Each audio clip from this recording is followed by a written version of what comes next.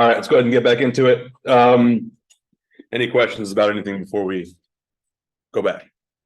All right, so I just posted last night a written homework assignment which covers this section, the next two. Can't remember when I made it due. I think maybe I made it due next Friday. What else? I owe you some grades on the last written homework, so I'll get on that sometime this weekend. Otherwise, let's keep on going. So the last thing we talked about last time was the ratio test. So let's look at another series using that test. So remind me how that thing works. How do I set that up? Absolute value of what? Absolute value of some limit. But what am I looking at the limit of? What's that? Not totally. Because remember, the ratio test is looking at this basically. I want to know, as I go out deep into the sequence for big values of n, I'm looking at a ratio. What's that? Right. I want to know if there's some kind of pattern that emerges when I look at the ratio between adjacent terms far out in the like for very big values of n. So this is the limit I want to look at. I'm trying to see if this non-geometric series will start to behave like one if I give it enough time to act that way. So what does a sub n plus 1 look like? That'll be n plus 1 to the n plus 1 over n plus 1 factorial all over n to the n over n factorial. Okay. So now the game is kind of like it was last time. We would really like to simplify this as much as we can before we start trying to make conclusions. Is there anything we can do? Go ahead. I think that we can do something with canceling out the n plus 1 factorial and the n factorial. How's that? I think if you divide n plus 1 factorial by n factorial, you should just get n plus 1. Okay. Do we know why that is? So let me give you an example here. What happens if I divide, like if I take two adjacent numbers factorial, what does this product look like? 4 times 3 times 2 times 1 over 3 times 2 times 1. So if we take this ratio, all that remains is basically the highest factor, the greatest factor. Not factorial, but the greatest factor. Another way I can say that is this is true. N plus 1 factorial is equal to n factorial times n plus 1. So that's the thing we're going to take advantage of. So the limit as n goes to infinity of what remains? By the way, are the absolute values really making a difference? I think everything in here is positive anyway, so I'm going to stop carrying those. So I get n plus 1 to the n plus 1 over, we said n plus 1 remains, right? And the rest is I'm going to times 1 over n plus 1 over n to the n.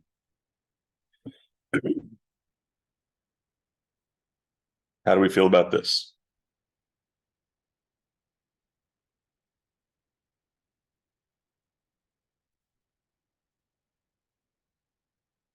So I think the simplification we made was really helpful. Is that enough for us to evaluate this limit? Are there more manipulations we could do?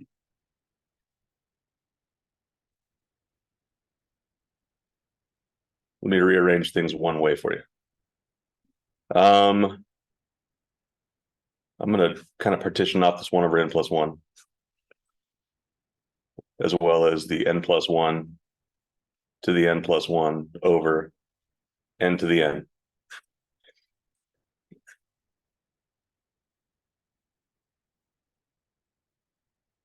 So do we know what the 1 over n plus 1 is going to do?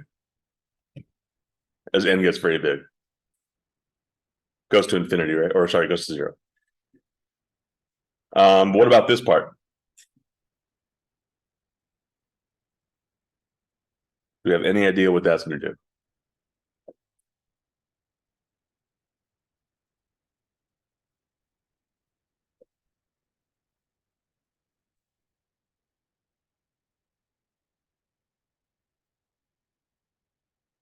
What is the degree of? Oh, go ahead.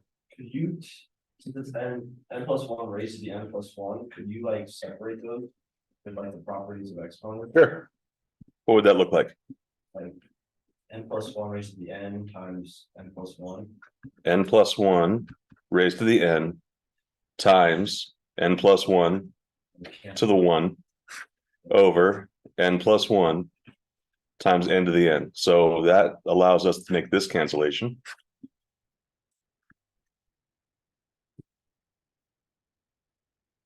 So we have n plus 1 to the n over n to the n.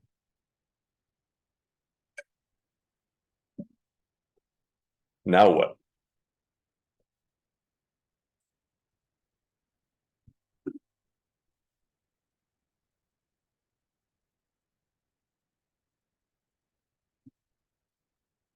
As n gets really big, what's that gonna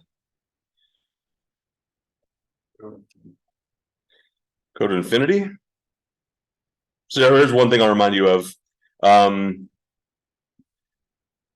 What's the degree of the numerator and denominator here? They're the same. So what does that mean about basically what the rate of change is going to be here?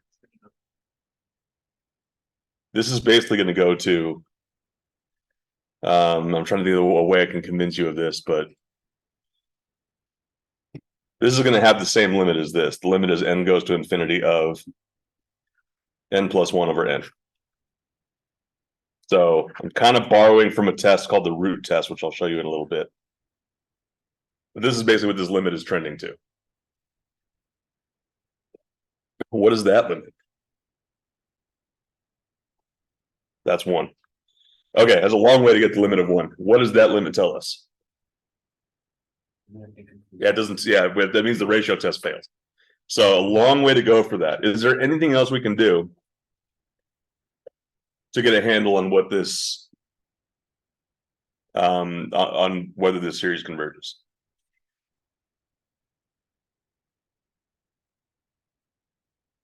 So let's look at a few terms here.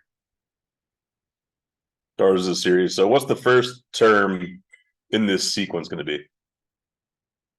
Should be 1, right? What about the next term? 2 to the 2 is 4 over 2 factorial is 2. 3 to the 3 is 27 over 6. 4 to the 4 is 256 over 24.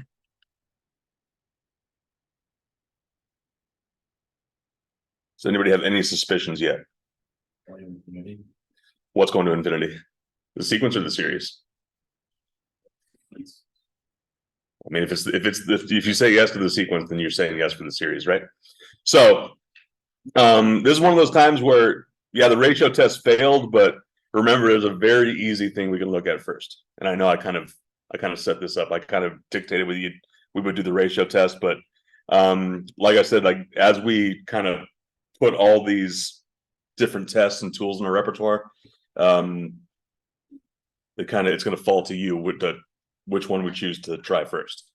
That divergence test is usually a good thing to try first. So this diverges. Not by ratio test, but by divergence theorem. The sequence doesn't even converge to 0.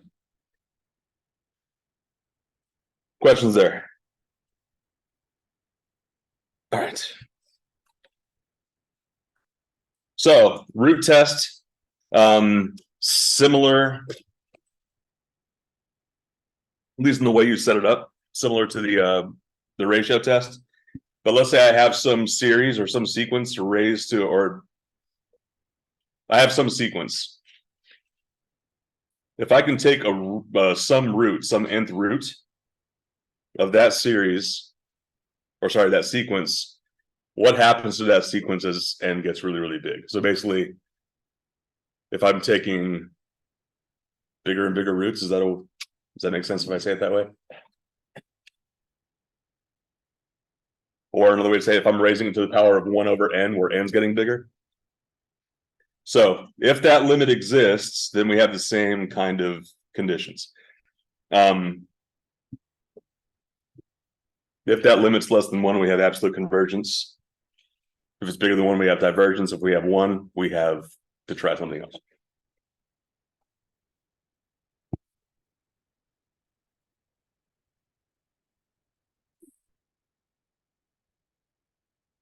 And then one of the pieces of good news about this one is this is usually more clear than most when this one becomes useful.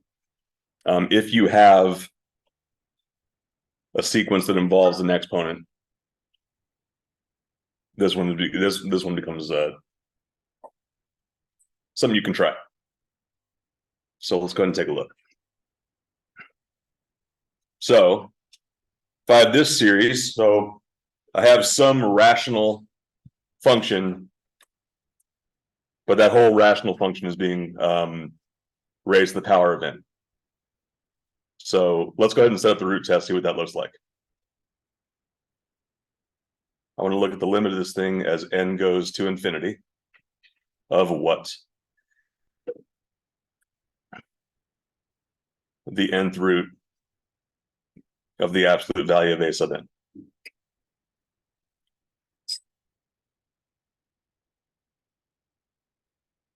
So let's break this down really slowly.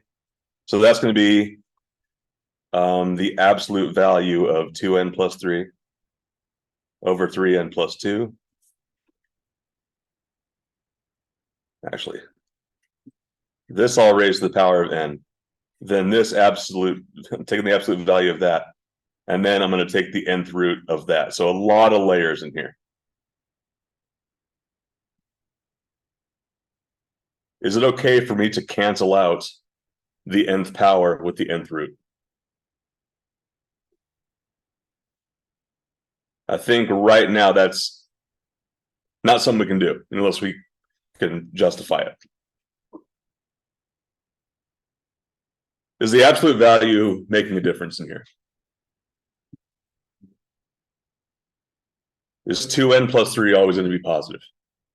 Is 3n plus 2 always going to be positive? Okay. So is raising that to n going to be positive, or could that be negative? It's going to be positive. So because of that, I think my absolute value, we can sort of ignore it. It's not fundamentally changing anything. So I have the nth root of 2n plus 3 over 3n plus 2 to the power of n. Is it okay for me to simplify now? So how does that simplify?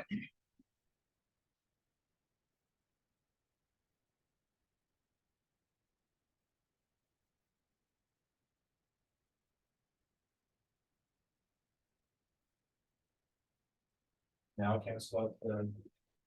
No, we can't, right? So basically, you learned PEMDAS who knows how long ago.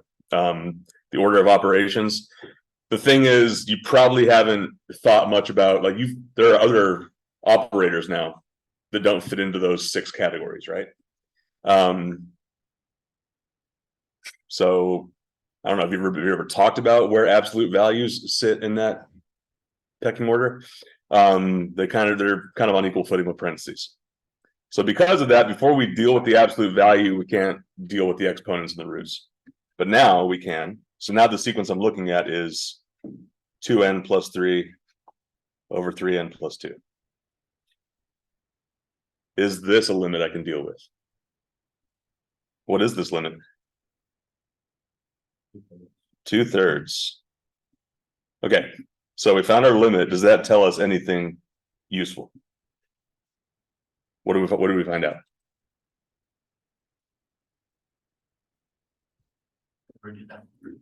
This series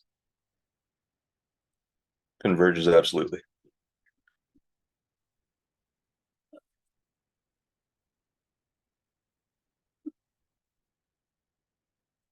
One thing I want to point out, let's say this exponent right here was not there. Would this series converge?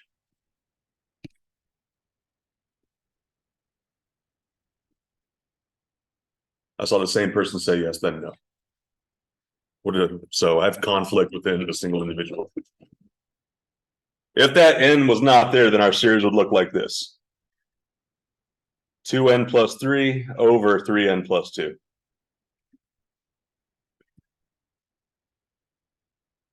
Thumbs up if it converges, thumbs down if it does not.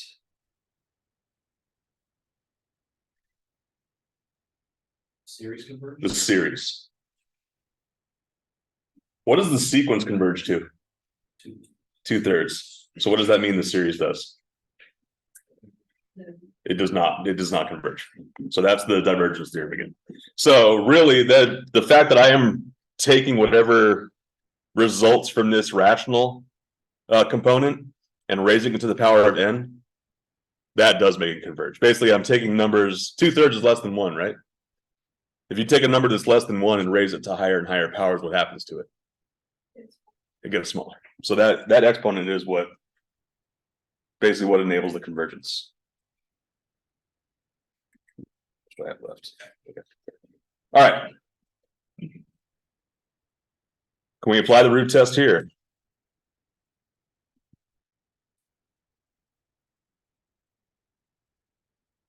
The heading sort of applies that I can.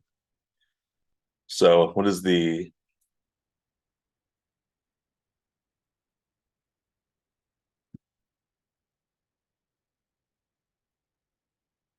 so I'm saying yes, the root test works, but I think it's probably not obvious at all yet how we can make that work.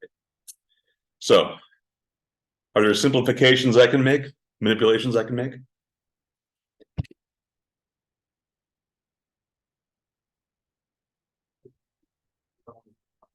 It'll always be positive. Are we sure about that? Think so? So what does that buy us?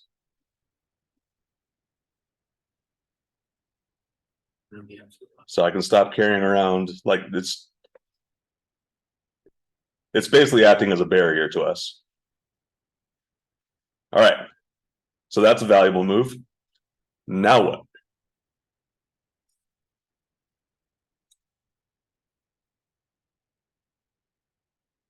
Separate the 3 and the 3 and 2n. Okay, I can separate those.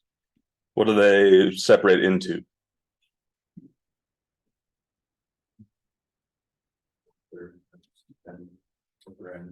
Over 3 to 2n. So there's a 3 and there's a 3 to the 2n. Okay, getting closer.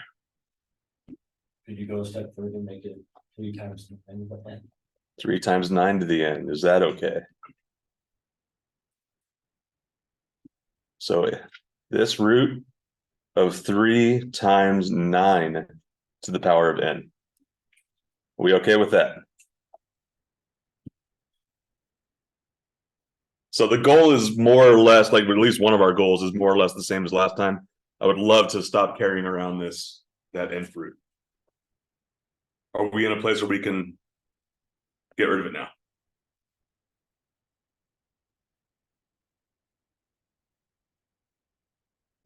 If you're saying yes, then what would it look like?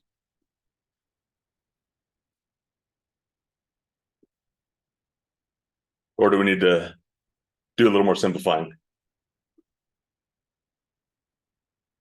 I think the nth root of n to the n is just n, right? The nth root of 9 to the n is just 9. But what happens to that 3?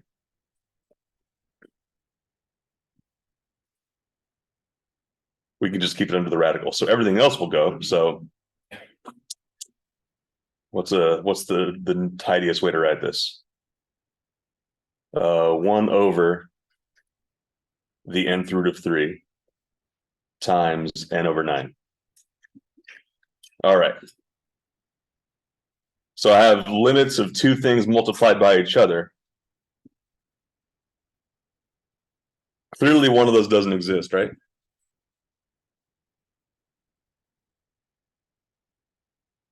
What happens? So that could be a problem. Because if the other one does exist, then we got to try something else. What happens to 1 over the nth root of 3?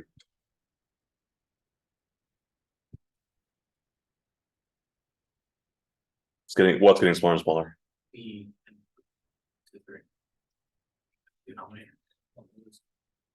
shouldn't be 1 over 0. If you put 3 in your calculator, just keep taking bigger and bigger roots of it.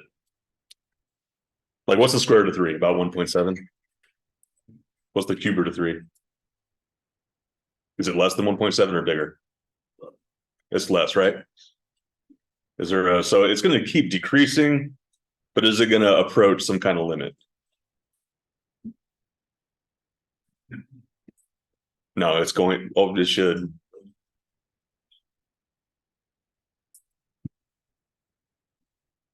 What's another way for me to write this?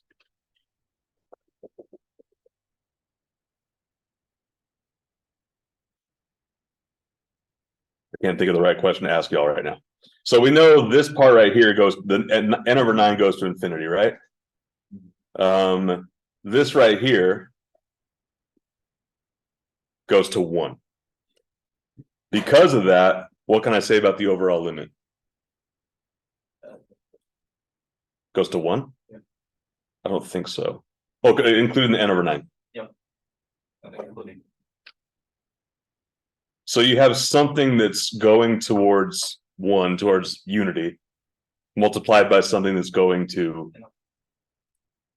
which is going to be infinite. So I think this limit is infinite.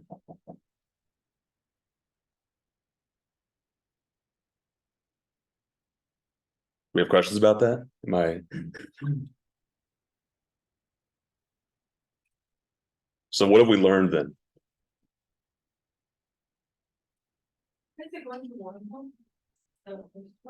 So this right here goes to 1. This right here goes to infinity.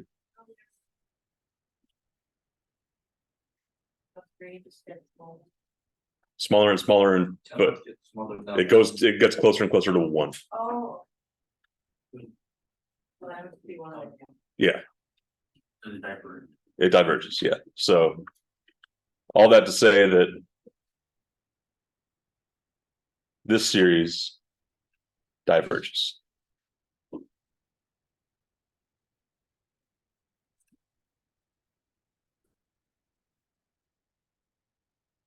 I feel like there's doubts about part of this. Go ahead, Bill. So the reason that it diverges is because the limit doesn't exist, or is it because it's greater than the boundary? I think you can look at it both ways. It truly and truly the limit does not exist. But clearly the limit is not less than 1. Clearly this thing, as n gets very large, this thing trends beyond 1. So even though the limit doesn't exist, the behavior of what we looked at tells us that we can't have convergence.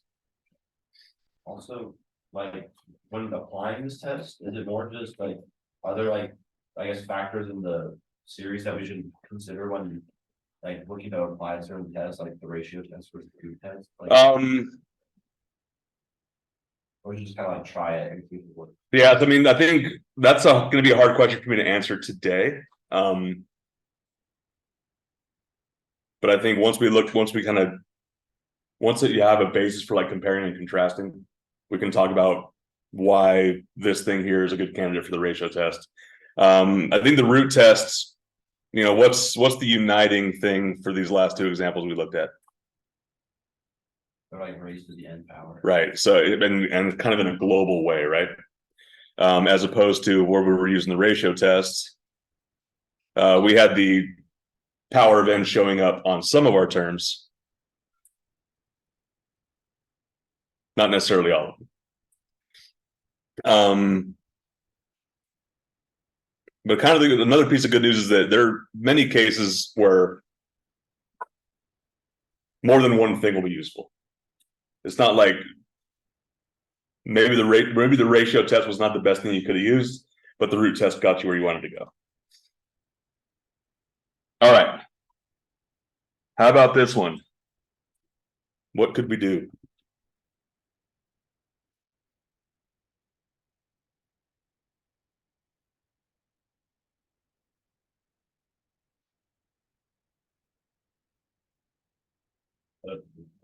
Okay, spread root test.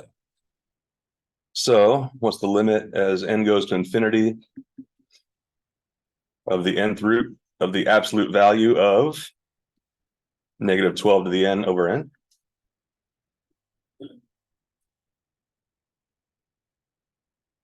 All right. Is the absolute value making a difference here? How so? So the series as given to you alternates, right? Is there a way that I can account for that with the absolute value?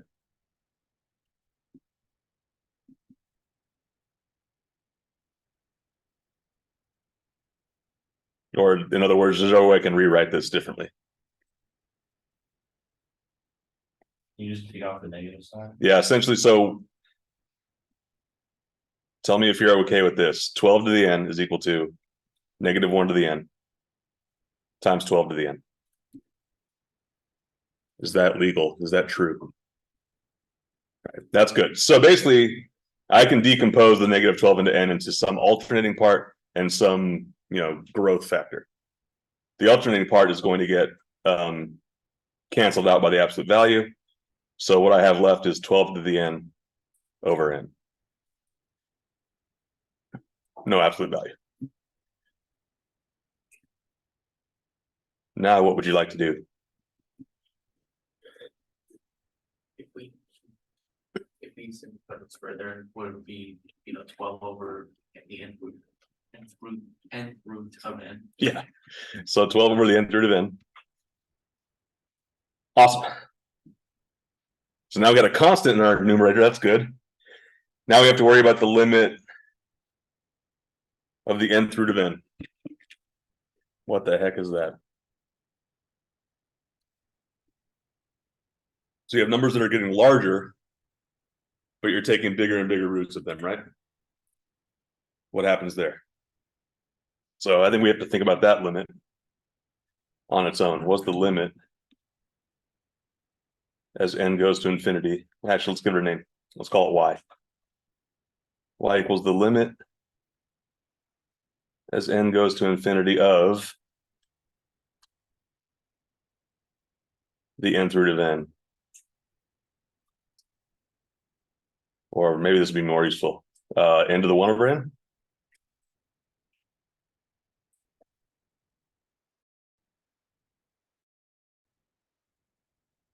Any ideas how I can deal with this strange thing?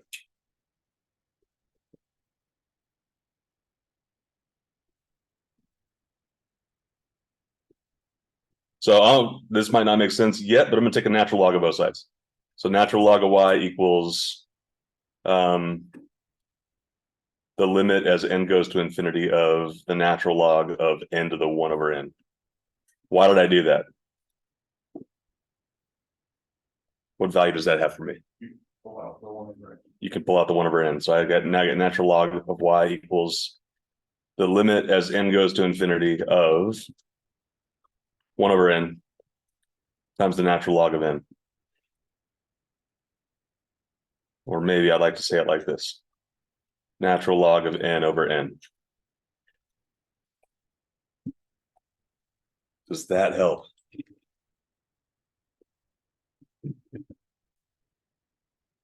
Is the limit of natural log of n over n something we've looked at before? I think we have to remember how we dealt with it. We sort of cheated. Go ahead. I think it should go to 0 because the numerator grows lower than the. Right, and no, that's what that does go to 0. So, in the past we've used L'Hopital's rule. Basically, if you replace that sequence with a continuous function. We can use L'Hopital's rule. So now I get natural log of y equals 0, basically, right? Which is not exactly the limit, but it helps me get there. What is the limit? So if natural log of y equals 0, what does that mean about y? It equals 1. Okay, that was a long detour, but why did we do all that? What did that tell us about this limit that it came from? But what does this limit go to?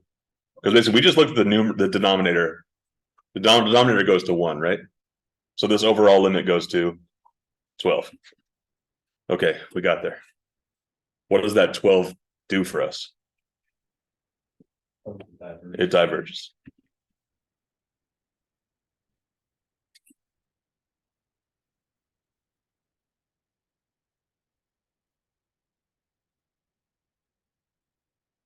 Go ahead. The n equals 3 from the beginning instead of being 1. Yeah, what does that change? It just starts at 3. So sorry.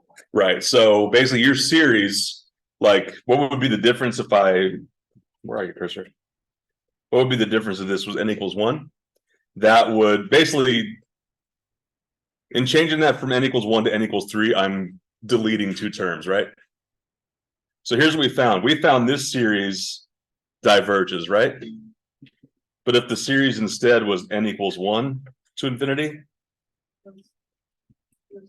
it would still diverge because all I'm going to do is add 2 more things onto it.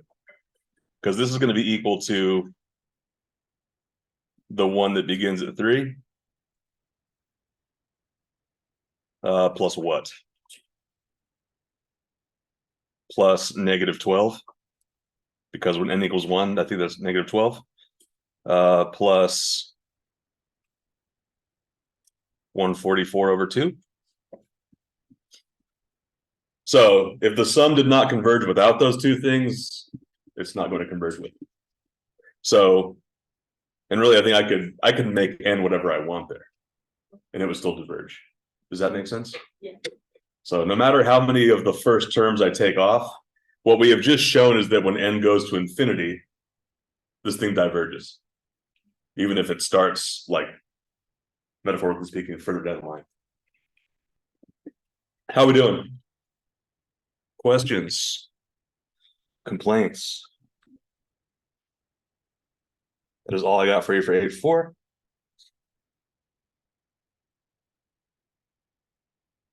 So let's talk about something called a power series.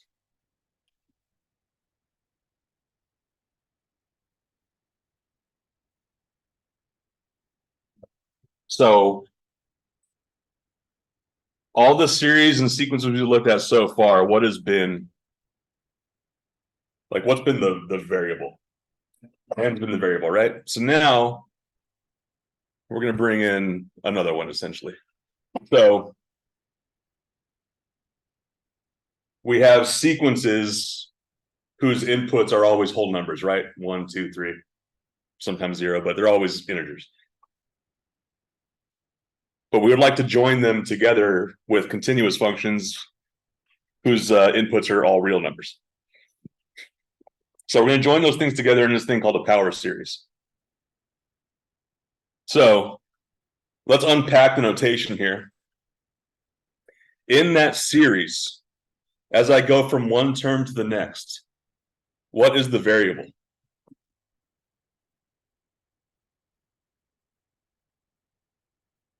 I don't think it's x. And it's n still, right? So if you look at the subscript of the series, it says n equals 0, right? So that implies that as I go from one term in the sum to the next, I am altering n. So yes, the powers on x are getting bigger, but that all has to do with the fact that x is raised to the power of n. So distinction is it's very subtle, but it's very important to get a handle on as quickly as possible. The thing that we are varying in the sequence is n. Kind of looking down the road in the future, we are going to want to get to a place where we eventually treat x as the variable, but the way these series are built, we vary through n. So why are we doing this? Because now, like, one of the things I think we started with this is we want to make a polynomial out of things that look like this.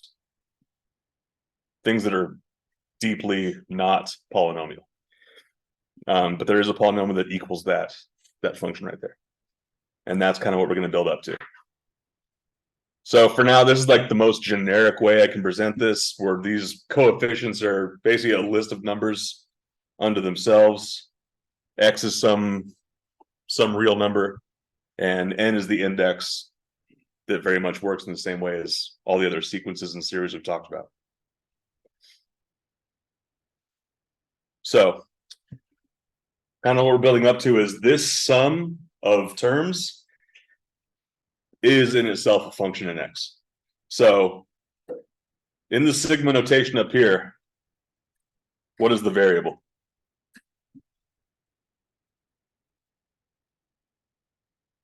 N, right? But for this function that we're using this series to build, what's the variable? It should be x, right? So we are, it's kind of, we're looking at this object from two different ways, either how it's built or how we're going to end up using it. But depending on kind of what lens we're looking through, we're going to look at different things varying. How we doing? Okay, so let's look at one. I want to know for what values of x does this thing converge? So let's build it. Let's look at the first few terms. When n equals 0, what is the term that comes out of this sequence? 1. So x to the power of 0. Then what?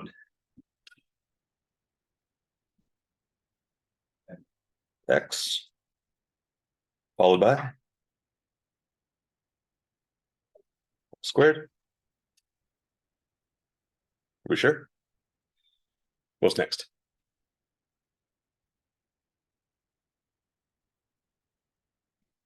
Should be x cubed, right?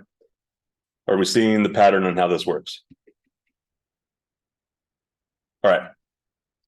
So the question I'm asking is, for what values of x does this converge? Any suspicions on what our values of x need to be? What's that? Below 1. I think that's true, but is it complete? Between -1 and 1. How come? Because if you go to like -2 or something, It's going to alternate, but it's going to, deviate from the x-axis more and more. Can I write the sum for this thing? Like, can I say what this equals? What kind of series is this? Yes, power series, but does it look like anything else we've talked about? It's geometric, right? Can I write the sum for a geometric series? Yeah. What is that? 1 over 1 minus x. How'd you get that? Because R is X and like infinite sum to the series like first term over 1 minus 1. Right, there you go. So the first term is 1. We divide that by 1 minus the common ratio. But this thing is only true if what? I think we already said it, but if x is between -1 and 1, or if the absolute value of x is less than 1, this thing converges, right? So if x is a half, or -1/2, for example, lots of examples, but then as you raise that to bigger powers, you're going to get terms that trend closer and closer to 0. So, we've talked about geometric series a lot. This power series thing is new. Any questions on the way we built this up? Why we're making the conclusions about it that we are? Okay. How about this thing?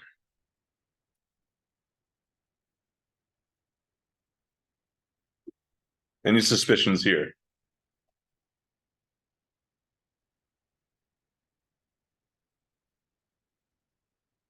So in this series, the variable is n. But when I ask about convergence, that's going to have to do with both x and n. Do we have any idea about what we have to like restrict n to for that to converge? Good. We can look at the first terms. Sure, let's do that. So what's the first term? 1. Do we know the 0 factorial is 1? Okay. Does it bother anybody?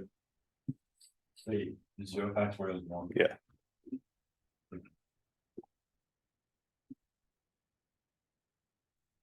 I'm sure it bothers at least one of you. So here's the best way I can think of to explain it. Factorial, basically, if you have 9 things, 9 factorial is the number of ways you can like line them up, right? If I give you nothing, how many different ways can you arrange that? 1 way. That is really clumsy and kind of nonsense, but hopefully that's enough for you. So 0 factorial is 1. So I guess the first term should be 1, right? What's the next term? X. Starting off familiar. Then 2x squared. 2x squared plus 6x cubed plus 24x to the 4th plus 120x to the 5th. Let's do one more. Plus 720x to the 6th. I believe those are all good. All right. Does that give us any other? Do we have any suspicions now about what this series does? Go ahead. We're looking for the value of x, right? For- I think that x is gonna have to be between -1 over n and 1 over. X cannot vary with n. So that's one thing I need to point out. X is going to be like if we have a function in x, it's going to be a function in x only. Mhm. X is going to be totally independent. I don't want x to depend on n. Go ahead. So can it just be the same thing as it was last time? Between -1 and 1. Yeah. We'll see. Like so, this last series we did, the terms were, the coefficients were always 1, right? We were able to make a geometric series out of that. We know how those things behave. Is this thing geometric?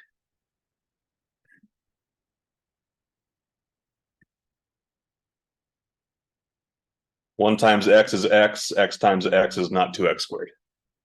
So I think not geometric. Are there any other things we have that test convergence? Let's use one. So I want to look at the ratio test here. So the limit is n goes to infinity of what happens between 2 adjacent terms.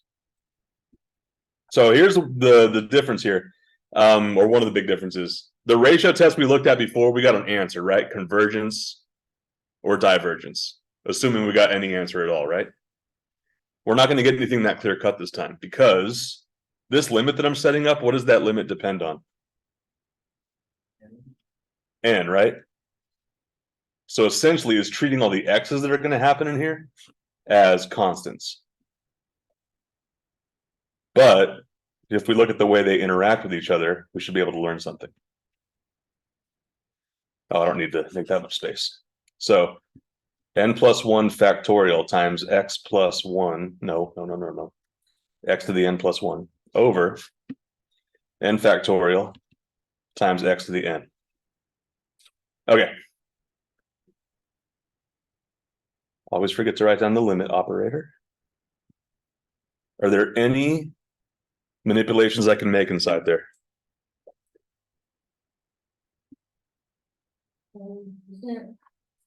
Isn't factorial of n plus 1 like factorial of n times n plus 1? Say that again. The factorial of n plus 1 like is factorial of n times n plus 1. Okay, yeah, I agree. Sorry, I couldn't hear the parentheses that you weren't saying. Just want to make sure I followed you. So yeah, this is true. The limit is n goes to infinity of n plus 1 times n factorial times While we're at it, can we do something about the x to the n plus one? Yeah, it's just times that. This is true, right? Okay. Did that do anything for us? When the denominator has to actually, yeah. The denominator has to have x to the n. It does. Thank you. Cancel. Then just- Some stuff cancels. That cancels. That cancels. So now I'm looking at this. The limit as n goes to infinity of is it just n plus one times x? Yeah, I'm going to drop the absolute value. Is that okay? I don't think there's any possible of that being negative. Here's the thing. It's hard to evaluate this limit because I don't know anything about x. But what was the original question? I want to know for what values of x this thing converges. So let's think about the way the ratio test works. When does the ratio test signal that we have convergence? When it's under one, right? So basically I want to do this. I want to set that limit less than one. And you know what? I do need to keep the absolute value because of that. So let's put it back in, but oh, straight lines are hard. Here we go. Can I evaluate that limit though? What does x have to do with that limit?